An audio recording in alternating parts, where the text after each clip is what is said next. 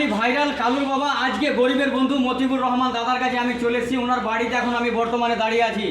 তো আমাকে যে আপনারা সবাই আমার ভিডিওতে যে মতিউর দার ভিডিওতে আমার ভিডিওতে যে আপনারা সবাই কমেন্ট করছেন আর সবাই আমাকে কমেন্টের দ্বারাতে বলছেন যে দাদাকে আমরা সবাই এমএলএ হিসাবে দেখতে চাই।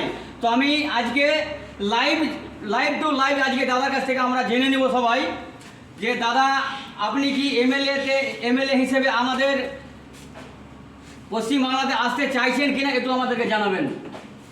জনগণ চাইলে আমি আসবো ইনশাল্লাহ। ইনশাল্লাহ। তো আপনারা সবাই দাদার কাছ থেকে শুনতে পেলেন, জনগণ যদি চায়, জনগণ যদি দাদাকে সাপোর্ট করে তাহলে অবশ্যই দাদা কিন্তু আমাদের মানে বন্ধ করবো না, যদি চাই তাহলে অবশ্যই দাদা কিন্তু এমএলএ হিসাবে আমাদেরকে সমর্থন করবে এবং আমাদেরকে